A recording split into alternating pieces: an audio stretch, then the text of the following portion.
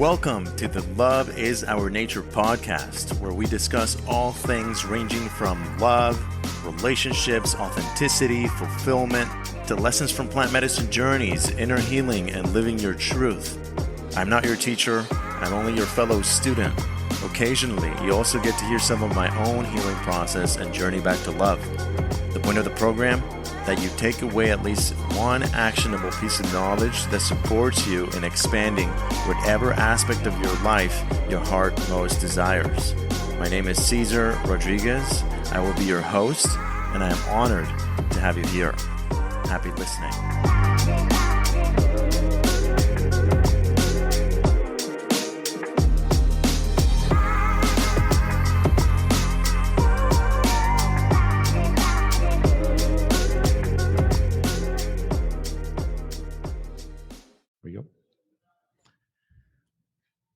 Welcome to the Love is Our Nature podcast. I am your host, Cesar Rodriguez, and I have an amazing guest here with me, very good friend of mine that I met in Costa Rica.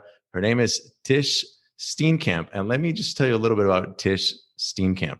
She's originally from South Africa. She now calls Costa Rica her home, and for the past 5 years has been co-creating health and wellness experiences, coordinating yoga teacher training programs, and plant medicine ceremonies. Tish is an extraordinaire when it comes to coordinating and working with talent and influencers. Her passion is her service to humanity. She has been fortunate to have lived in multiple countries and traveled throughout the world, exploring different healing practices. She journeyed to Peru and completed her registered yoga training 200-hour yoga and meditation certification to deepen her connection to self. She studied ancient healing techniques with elders from Guatemala to Colombia and shares a variety of holistic healing practices that include sound therapy, wound clearing and healing, and creating safe containers for a deeper exploration to one's true self. An awakener of the bliss body and a leader in the emerging feminine consciousness, she brings her gifts forward to help humans transcend blocks, balance energy, and activate a healthy mind, body, spirit relationship through embodiment and intentional living. She reminds her students that personal growth is not only powerful and self-elevating, but also has the potential to be fun and joyfully integrated with everyday living. Welcome, Tish, to the Love is Our Nature podcast. Thank you, Cesar. Wow. Yeah, what an amazing introduction. I don't always get to hear when someone reads a little bit of my bio. So yeah, just kind of like as you were reading that, I was like taking myself back to these different times of my life, you know, traveling through Peru and then coming to Costa Rica and working with the elders from Colombia. And yeah, and I also feel like this life journey has so many lifetimes within the life, right? Because what we even haven't mentioned here is like, I was just a very normal human being 10 years ago when I was an accountant, you know, and worked in corporate. And so I wasn't always like this human that I am now. And I'm always evolving and every day I'm changing. And I'm just trusting in this beautiful mystery that's unfolding that continues to fill me up with who I am becoming. So Thank you for that introduction. My pleasure. And I definitely want to hear more about the accountant Tish and the transition.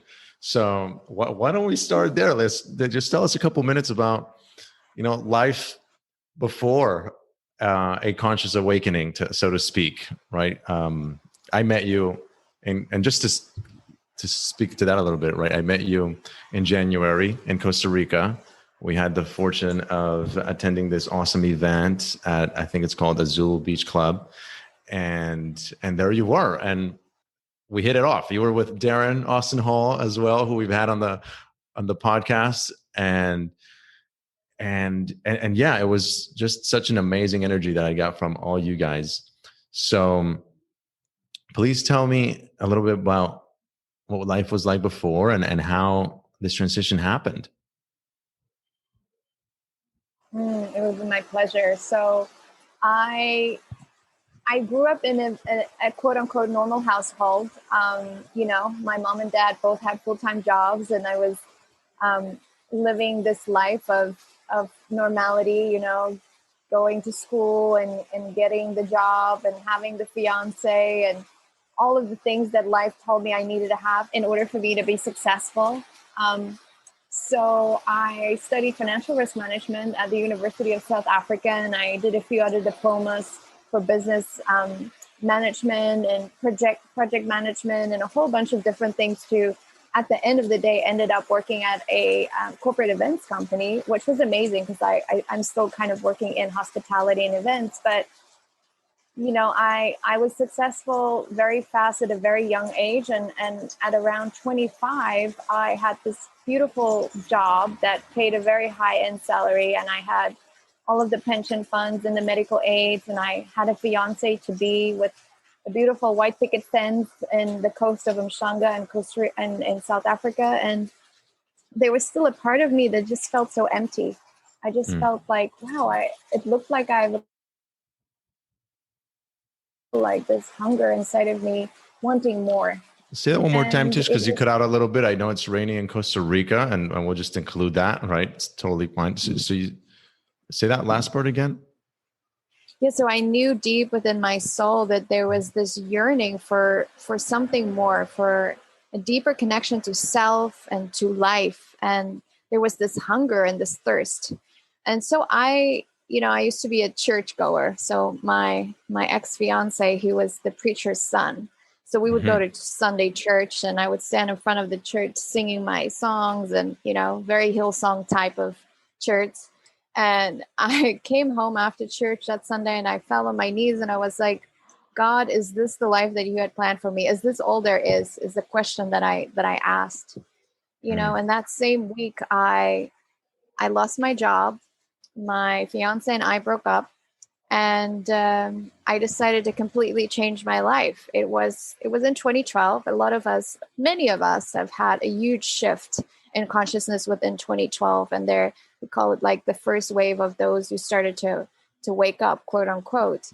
And I was definitely one of those. So in 2012, I quit my corporate job and I decided to start a business with hats because I loved making hats. I loved wearing hats, and the hats was always too big for my head. So I was like, okay, I'll just start designing these hats. So I started making hats. It was called Hats by Nats. And I got my first client as Miss South Africa. So I started designing all of her hats for all of her shows, and that was very successful. But then I realized that what I was really hungry for was traveling. So I did an STCW course and started working on super yachts and sailed around the world for 2 years, working as a sous chef and doing some accounting for some of these boats.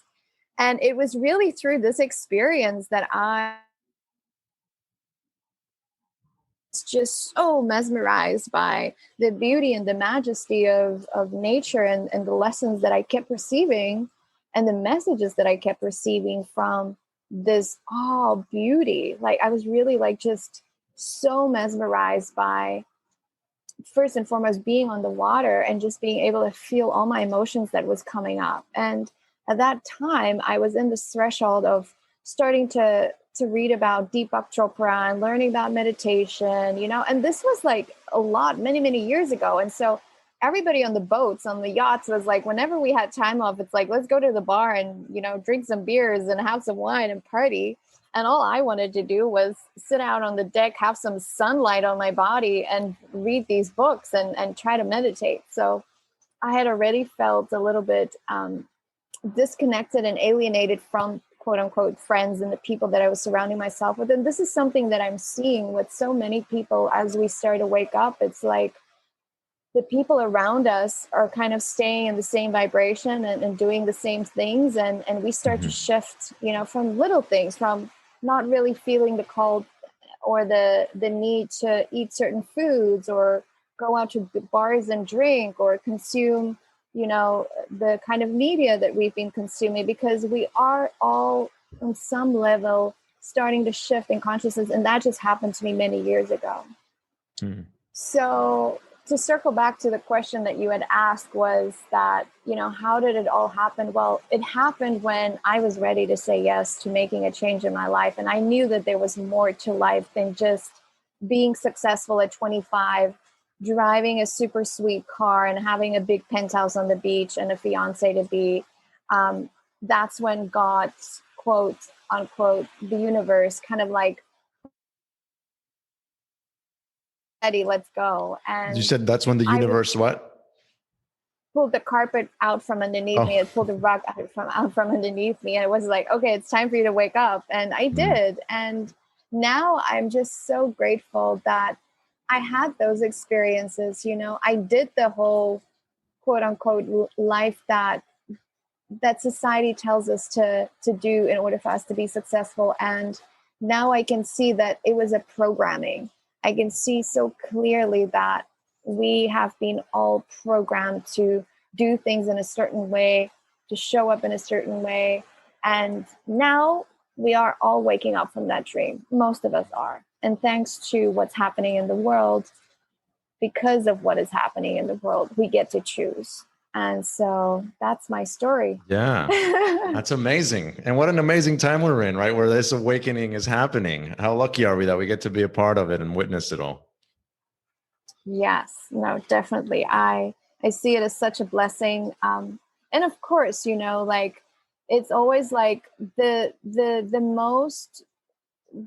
way that we accelerate the fastest in terms of change is when we're in our most uncomfortable space. So maybe for COVID, many of us, it's been very uncomfortable, but it's in that space that we can really see what works and what's not working. And then we get to empower ourselves to make decisions and take action steps towards what we want and what we want to call into our lives. Yeah, that's one thing I found very interesting during the whole COVID time is a lot of people seem to have even a deeper process of awakening or a deeper learning. What would you say 2020 brought you? What was the things that started to unfold for you as far as insightfully speaking? Being in an ayahuasca journey without drinking any medicine. I basically, it is so interesting how it all unfolded, Caesar. I was on my way to Nicaragua. I just had finished a beautiful gathering called Forest Dance. And it's a gathering that we come together every year and we pray around the fire and we dance around the fire for 4 nights in prayer and celebration. And so we were completely offline. We didn't have our phones. We didn't check. So as soon as the event closed, we closed the ceremony, I checked on my phone and there was all these messages from all the people that I was working with for building their retreats. And they were like, canceling this retreat, canceling this, like this, there's something COVID. I'm like, what is COVID? So I left this container and I was like, literally, I was 2 days, I was on my way flying to Nicaragua and there was just like, I could still fly. The airports were still open. And I was like, I'm not supposed to be going to Nicaragua right now. I was supposed to go check out a retreat center for my client. And I knew that wasn't what I was supposed to do. So I listened and I turned around. I didn't fly that day. And I said, where am I going? Because now I had, planned for a month to be away. And I remembered meeting this couple at an event called Sound and Silence. And I called them up and I said, hey, are you guys still open to me coming to visit your land? They had a beautiful land in the Caribbean coast of Costa Rica. And they were like, yes, come. So I arrived to them and I remember as soon as I got there, I just started bursting out in tears. It was almost like I knew something was coming. I knew the enormity of what was really going on in the world, even though I had no idea. Did you have an intention in reaching out to them when you said, hey, let me go check out your land? No, not at all. I mean, like we had talked before to meet up and for them to show me their land and for them to show you their land and what else? I'm sorry? To hang out with their kids. They had these three, they still have these 3 beautiful boys. And I was so mesmerized and intrigued by these kids that I wanted to go spend time with them. So yeah, the short of it was that I ended up at this land. We sat in a medicine ceremony together because they also work with plant medicines. And we received a beautiful vision to create a community. And so it was through this pandemic that a community called Om Sat was birthed. And Om, which means the sound of the universe, right? The universal sound, the all of creation. And Sat, the word Sat means truth in Sanskrit. And Sat is also the abbreviation of the names of his children. So his sons' names are Simon, Alex, and Taya. Oh, wow. So I it didn't know just so this. happened to, yeah. So it just so happened to be that he, you know, he knew. Like I believe that Andre, the guardian of this land, have always had a knowing that there was going to be something that's going to unfold in this land, because he actually bought it from a local indigenous shaman, and this shaman said to him, "Please take care of this land." So there's no coincidences here. All of this is divinely orchestrated. And so in the short of it, through this pandemic, I found myself birthing this community project with the landowners. And through my own journey, I was just in a deep mode of shedding and coming home to myself and healing my nervous system, because my quote unquote past life was about running, meaning I had one retreat and one production and one thing after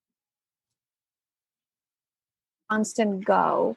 I was operating on pure adrenaline. And when I had to slow down, that's when my nervous system just completely collapsed. And then I realized that I was suffering from adrenal fatigue. And so it took me, I took that whole year to really just work with different herbs and different sleep patterns and different meditations and grounding and earthing and healing myself. I was literally just like focusing on me for the first time, just like what was my needs. And it was so great to slow down. I deeply appreciated it. And I was also able to create an online program for women called Grounding into Simplicity. And what this program was teaching them was all of these tools that I have accumulated throughout my whole awakening, from meditation to yoga to working with the elements and prayer and ceremony. And I was just sharing that with them because women at that time really needed something. Everybody was just kind of like, they didn't know what was going on. And so I didn't plan on creating an online program. I've never done it. It was just like, this is what you need to do right now. And I did. And I had 17 women sign up, and it was a 3-month journey. And through the process, my mom also joined the program, and it was really great to like just heal that mother and daughter relationship through this exploration of this program. So I think, to summarize it, for me, the year 2020 was a healing of self, of my nervous system, of my being, and also just understanding what it was like to feel grounded in one place for a year and planting my own food and harvesting from my own garden and being nourished by the land and slowing down and shedding all of the layers. So that was my just 2020. Amazing. So many gifts came your way, huh? And I had the fortune of visiting the Omsat community, which is on this beautiful mountain, and it was great to see it. And I wanna hear a bit more about like what has this. Well, first I want to say what I was impressed by. I hear a lot of people talk about creating a community off the grid, right? And you all actually had the idea, had the vision, and created it. And like, there you are, you live there now.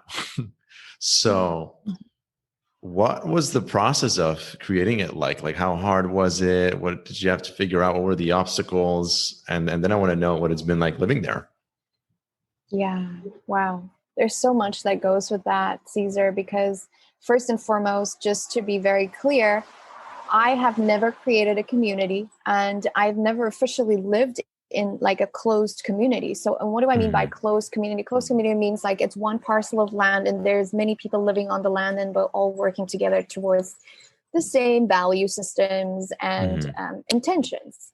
And so the way that this all happened, I truly believe was Source working through me. It wasn't like me and Andre was like, these are the rules and this is how we're going to do it. And it was more just like learning as we were going. Okay, what do we really need? So the first thing I did was I created an information pack, which kind of explained our vision and our mission, our values, who we are, what we stand for.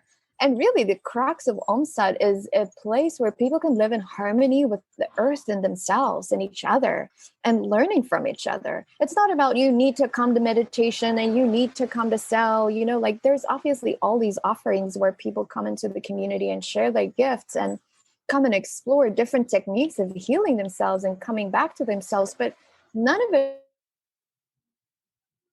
if you want to have a glass of wine, you can have a glass of wine. There was none of like some kind of like culty kind of like, this is how it needs to be. So the way that we developed it out is like, I worked with a sister of mine, Kate Teal, which initially she was going to come down and join the community, and she helped me with the back end.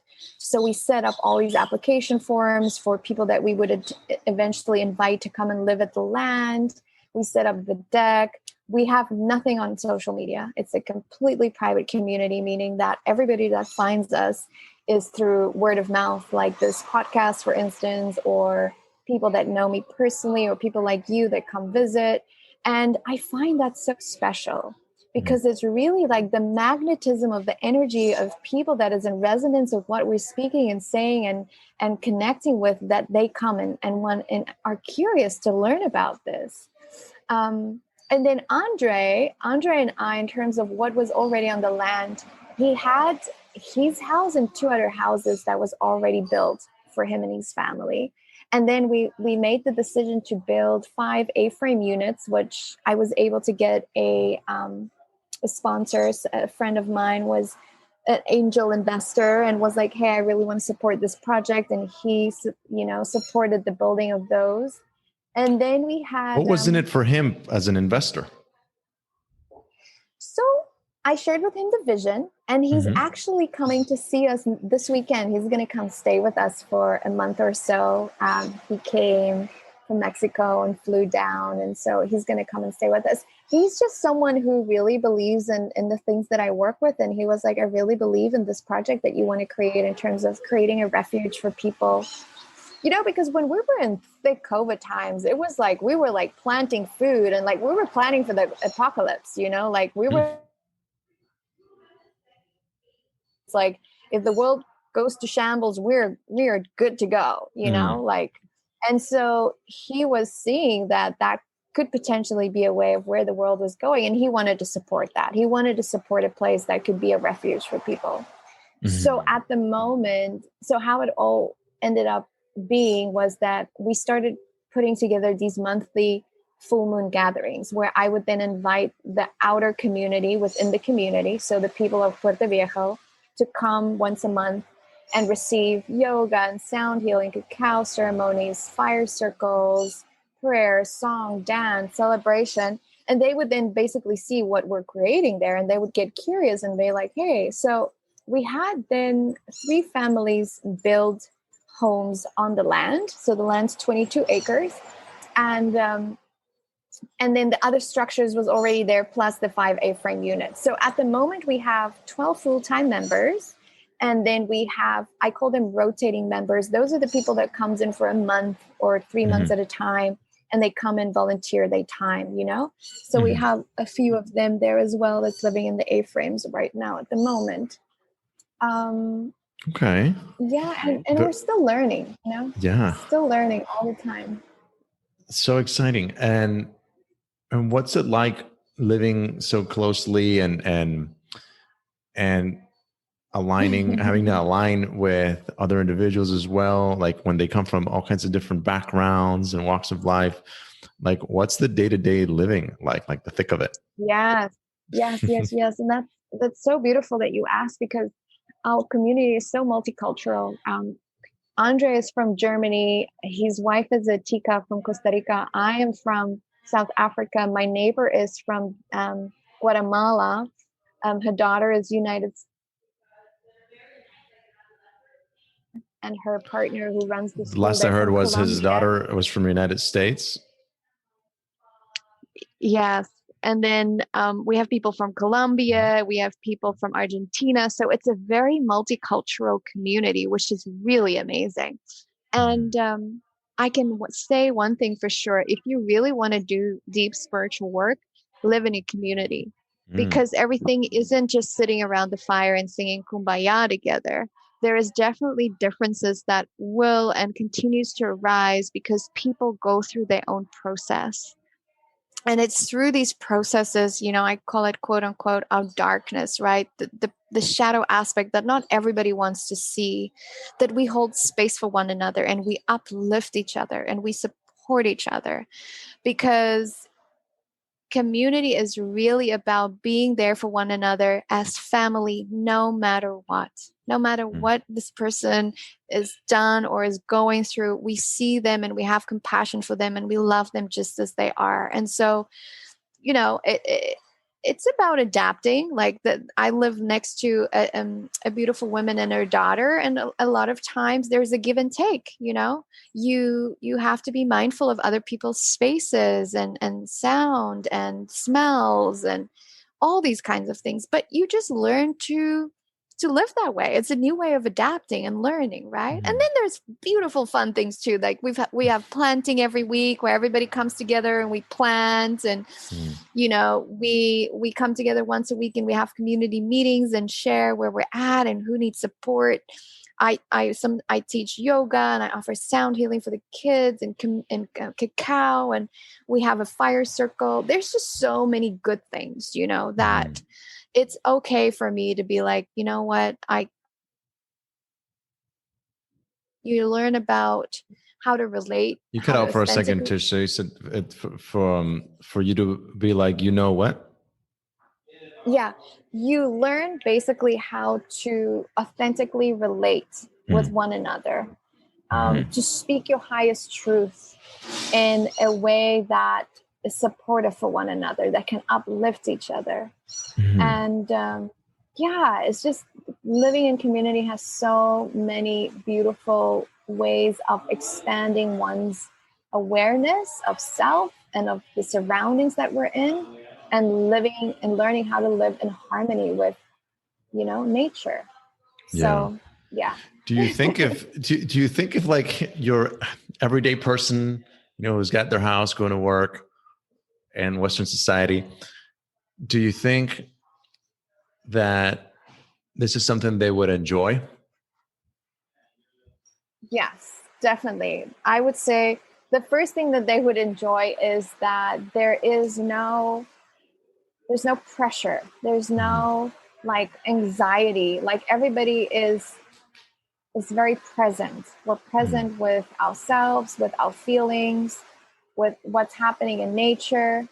We always have a moment to come together to connect. I know we're in COVID times, but honestly, we always hug each other. We bring coffee for each other in the morning, or, sit around the fire at night and play some music. So I feel if someone is feeling, if I'm taking someone from the outside world and they want to come to explore something like this, it would be an opportunity to get your hands dirty in the earth, to come and plant, to feel what it feels like to be in an environment that's nourishing.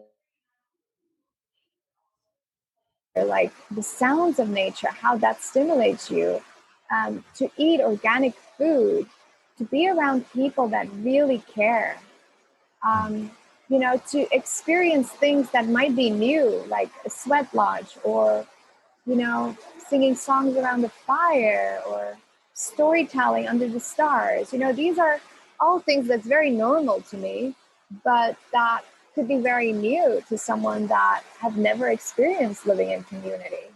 Yeah, it definitely sounds like there's a lot to be gained from living that closely with someone or with others. I know for me, I came to Costa Rica with an intention of doing some of my own inner work, being introspective, and I didn't know I was going to start off in a very small town where the most exciting thing there was for me to do was go to the grocery store and then, of course, watch the sunset. And I really embraced it. I enjoyed that time on my own the first month so much so, and I also found it productive for my own journey that I booked the second month in that same town. And what I found, though, is after 2 months of basically living alone with very little interaction with other people, I was starting to get very used to it, and in a way, like, I appreciated it. And when I finally met another traveler towards the end of the second month, I almost didn't even know how to make space for having somebody in my life anymore. You know, I was surprised by how easily just was living in my own little bubble, and it's a bit of an illusion because that's not life, right? Like, we're on Earth with 7+ billion people, and it's so easy to just kind of shut the world out sometimes and just live, do our own thing. So I can I can start to imagine, thanks to what you've been describing, like what it must be like to practice that kind of closeness with others and seeing what arises for us internally. Like, ooh, like, I don't like that. I don't like that they did that. Why don't I like that? Right? Like, or why am I uncomfortable with this? Or what am I not saying? Right? And all these things that could arise. So that's really great. What would you say has been your biggest lesson in living in a community like this? Yeah. So it's pouring really hard. I hope that you can still hear me okay. I hear you. I would say, okay. I would say that there's a few, I would say like maybe my top three takeaways from living in a community in the past year and really living in community was number one, understanding like water is life. And the reason why I'm saying that is we we're catching rainwater, and we're also getting our water from a spring. But if it's dry season, there was no water, and the spring would run dry, and we would have to be very careful with our water consumption. And there was a few times when I ended up without water, and it was a little uncomfortable. I won't lie. I was like, oh, wow, why am I doing this, quote unquote, to myself? But I Hmm. was really appreciating just like how much water is needed and how my relationship to water has changed, because now I understand how clean water that I was Now drinking and you having. understand what? I'm sorry. I understood how precious this water was for me in my life in every way, and clean drinking water and being able to water my plants, being able to have water to wash myself, like really just understanding like and forming a new relationship with water, understanding that water is life and water is sacred. That was my first thing. The Amazing. second thing that I've learned living in community, that's one of my greatest takeaways, is always speak my truth. And it's a challenging thing, because sometimes your truth, if, especially for me, when I speak my truth, which is one of my highest values, it may be triggering to someone or it may be hurtful to someone. And so I had to learn how to deliver truth in a way that could support someone without harming them. But it is super important for us to always speak our truth in a community, because if we don't, what happens is those feelings kind of like they get stuck in our heart space, and then we kind of lash out to one another if we're not speaking like, hey, this is at this moment I need to address this situation with you because of this X, Y, and Z. And when we don't take care of these things, it kind of like bubbles up and escalates into something way greater than if only we had spoken our truth a week or a Mm, month or whatever ago. So always speaking our highest truth and doing so with a lot of compassion and understanding. mm, And then the third thing that I've learned about living and being in community is that um, safety is super important for me. I feel so safe, and not only in the environment that I'm with, but also with the people, meaning that I know that these people look out for me. They actually care for me, you mm. know?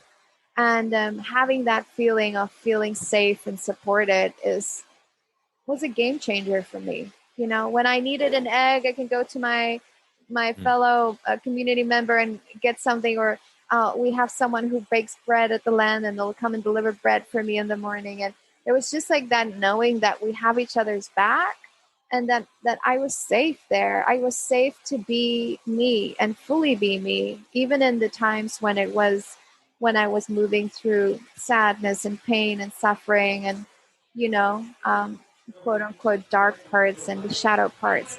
They still love me just as much Yeah. as they love my light. So I would say those are the three things that I walked away with. That's awesome. Thanks for sharing those with us. And I'm sure we could keep going about everything that has transpired for you, or lessons that you've learned there. I do want to ask you, though, about plant medicine. I think I've come to learn that that's a big part of your life. Yes.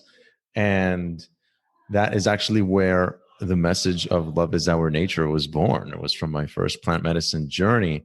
And I love getting to know other people's experiences with plant medicine. So when was your first plant medicine journey, and what was like your biggest takeaway from your very first journey, if you remember? Yeah, well, and I'm really grateful, Caesar, that you have created, or this podcast has been created through this experience for you, and sharing the power and the potency. My first I ever heard you say the experience power with and the potency of what? I'm sorry. of how you are speaking and educating people about plant medicines, really being able to help people understand that the plants are here to help us, and that they're not some weird kind of psychoactive drug that people are portraying for it to be, but it's really a master, and it's really medicine. Yes, So I'm thank you. grateful that that you continue to share this work and share this education around it. Mhm. Um, Thank you. So my journey with plant medicine started in 2013 when I did my yoga teacher training in Peru. And I was actually scheduled to sit with ayahuasca, but I had my moon cycle come in, and I just felt like it wasn't the right time for me to sit with the medicine at that time. It was my first ever. I was very scared. I was like, oh my Mhm. gosh. And then the shaman was like, okay, well, would you like to work with a cactus? And I was like, yeah, sure. He's like, we're just going to go for a hike and we're going to drink this cactus. So the medicine of Wachuma, which is really my most preferred medicine that I work with, besides psilocybin, and I was being held by this shaman and his family in their house. They took me in. We had a ceremony with Wachuma, and then we went for a walk into the Andes and into the mountains. And all the mountains, all the apus started coming alive. And I started seeing all these faces of my elder people in these mountains, and they started talking to me. And I was like, and I had these huge emotional like energy waves moving through, and I just kept, we probably walked for like 7 hours. It was so amazing. And I think up until today that I'm very grateful that I listened even back then to my intuition by not working with the ayahuasca vine first, but first having the Wachuma experience, being able to do the healing work with my ancestors, and then being able to step into the womb of the mother with the ayahuasca. And yeah, it's When been you a long say, time now. yeah, when you say the healing work with your ancestors, can you say a little bit more about that?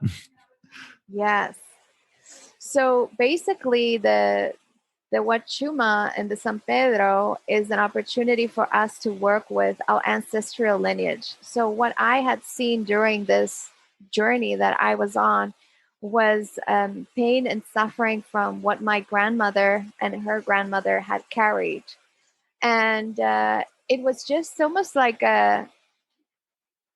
it's like a remembrance. I don't know how to explain this kind of work to you, but it's almost like I had knew like they were shut down, they were silenced. And I was like feeling all of the pain and the suffering that they couldn't even feel. It was almost like they were not even allowed to feel. And that these apus, these faces that I kept seeing in the mountains, was giving me the permission to feel. So I would look at her, and it was like they would transmit a story to me. Like there was images that I had seen where women would be crawling on the floor and bleeding, right? And then being hit. And I didn't see like, oh, it was my grandma. I actually have never even met my real grandmother from my father's side. But I knew that these were the women that came before me. And it was like able to feel. It was And like so what? I'm sorry. It was like what I was seeing in the quote unquote visions that I had from my plant medicine experience. I was able to feel. So I was like feeling everything that these women wasn't allowed to feel in their being. I was able to feel. And I felt so much lighter after that. And it's not like, oh, I did something. It was just like, it's like I have chosen this lifetime to come and do this work. And I'm learning it more and more as I'm working with the plant masters. It's like I have chosen to come to this life to do this work for me and my ancestors. And I've done a lot of work, and I have definitely taken some steps within my lineage that has never been done in before. And I have reclaimed, and it's not always easy. Definitely.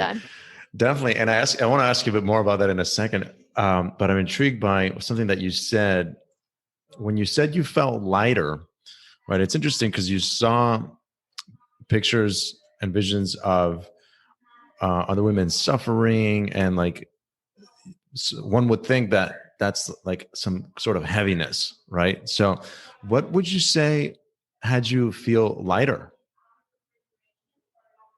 The release of the emotional that moved through my body. So I remember one time I was laying on the floor and I was actually shaking.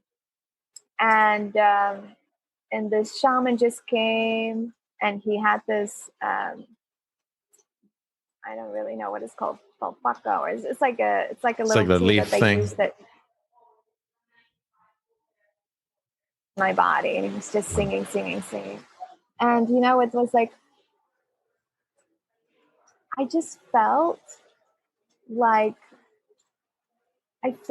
there was like a freedom that came from this experience. Like, not that I knew that it wasn't even like I knew, oh, I'm going to do this and then I'm going to be free. I'm going to feel light, or I'm going to feel better. It was just like, there's just like this knowing that what I had done had set free the souls and the spirits of these people and these women that was coming before my time, and was almost like waiting for me to come and anchor in and allow for that to move through my body. And when I say I feel lighter, I feel always like when I do this work with plant medicine, every time that I work with a plant medicine and after my experience, it's almost like there is like a shedding. There's like a heaviness that left out of my body through crying or through purging or through shaking, whatever it is that moves through me. And I just, every time I feel so much lighter. So, Yeah. Thank you. That definitely painted the picture. And that was in 2013, your first one, huh?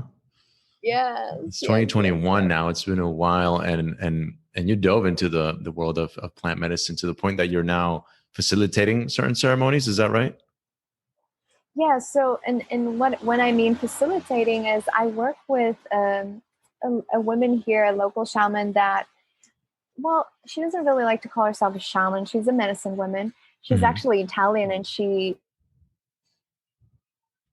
one of them is Christina, who lives in Peru, and she holds we've basically come to understand that holding containers for just women and then focusing on clearing the womb and the ancestral lineage from the womb and the pain and the trauma that we've been carrying as women inside of our womb space and working with the plant medicine of ayahuasca is very profound. And so I've been supporting her in bringing these women together. So I'm a connector. I'm like, okay, we're going to have this full moon ceremony and here's what we're going to do. And here are the intentions. And then I support within the ceremony by holding space. You know, I don't serve the medicine. I'm not someone, I mean, everybody carries their own Icaro, right? So everybody holds their own medicine song within them. But because I have been drinking medicine for such a long time, I have a capacity to hold space. And it's almost like my being just knows what that being needs in the moment. And sometimes it's just sitting there in front of them as they're moving through their process. And sometimes it's putting my hands on them and transmitting a healing energy. And sometimes it's singing a song over them. It's always different every single time. Each energy is different. But I see myself as a guide, as a support for women as we, you know, hold these transformational circles and healing circles. So yeah, it's truly such a great honor and a privilege to have been invited to work with this medicine in this capacity. And I also have to say that I really honor the lineages of where these medicine come from. I'm not an advocate for anybody to just take ayahuasca in any setting. I'm very much an advocate for, you know, let us work the You said you're an advocate for let us work with what? I'm sorry? Let us work with the elders and the shamans that's been given the transmissions to work with the songs to help these people heal. Because these days, every brother and their mother is a shaman. And I don't believe that everybody has the healing capacity and gifts to hold the space for the medicine to do the work. And I want to keep it as being sacred. You know, for me, it's about creating a sacred container and working with someone that is truly embodied in their work and they talk when they serve medicine. That's awesome. I'm looking forward to participating in one myself down in the south end of the Nicoya Peninsula. Rasmus recommended I go to his family, as he calls them. So I'm very excited about that. I'll be coming back to Costa Rica May 3rd and scheduling it. So cool. We have a few minutes left, Tish. I would love to ask, just so that our listeners can hear, what are you most passionate about? Yeah. I am most passionate about creating spaces, creating and curating experiences for people to come together to heal and to awaken and to shift the consciousness of this planet. And really my greatest passion and purpose on planet Earth is to be a protector for Gaia. And that really means that supporting these communities to really be able to be in a place that as the shift in the planet is happening right now, that we can sustain ourselves through this massive shift and transformation. Because Gaia is able to... Because Gaia what? Gaia will heal herself. Like she will go through the shift and this change and human consciousness and planetary consciousness. But I believe that and one of my greatest purposes and passions here on this planet Earth is to support those that are ready to do that and creating sustainable communities so that we can then live through this transformation and through this shift in consciousness. That's awesome. That's awesome. And you're definitely in so much action doing exactly that, which is why I'm happy to know you. I'm proud of calling you a friend. Can't wait to hang out again. I know we will soon. Yes. And lastly, I'd love to give you an opportunity to share anything you want to share about how people could learn more about you, your projects, any offerings you might have. So please share. So at the moment, what I'm focusing on is curating a private event that we will be holding here in Costa Rica, specifically designed for people that are interested in everything that we kind of talked about today, which is consciousness, awakening, plant medicine, communities, learning about investing in digital currencies, learning about ways and techniques to cleanse and heal their bodies in the best possible way, learning how to live in relation with the earth and how to make ceremony their lifestyle.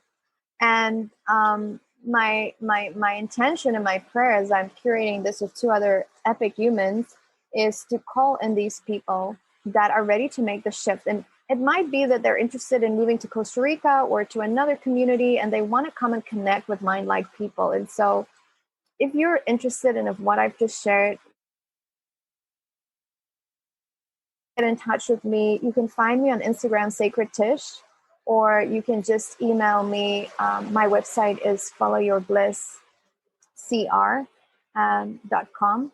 And I'm sure that Cesar will put my email and stuff for you on the show notes. But at the moment, that's really the one thing that I just want to share is that I'm curating this really special, epic, private, invitation-only event that if you're feeling like this is what I want to come to, I want to learn, I want to connect with these humans, then reach out to me because I believe that this is an amazing constellation for people that's ready to really take action into the next steps of expanding and awakening.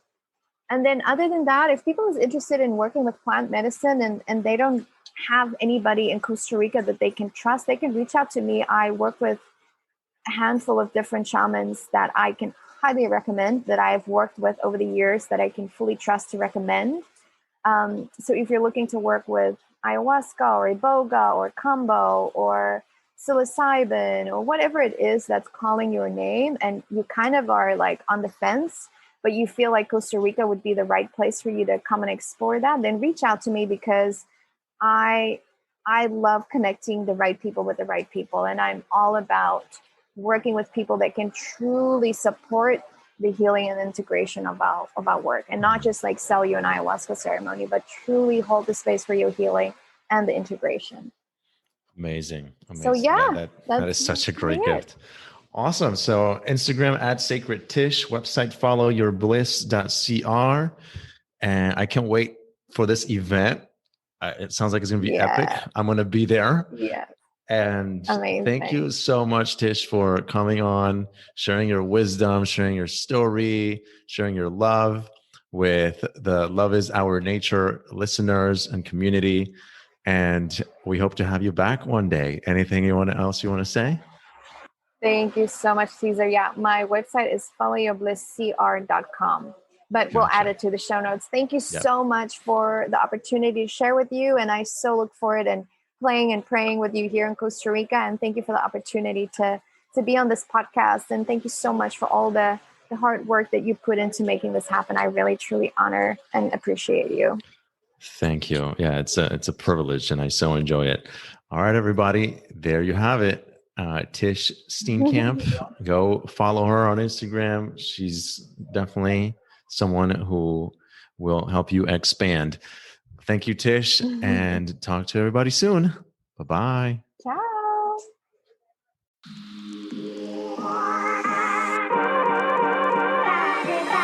That is all, folks. I hope you enjoyed this episode.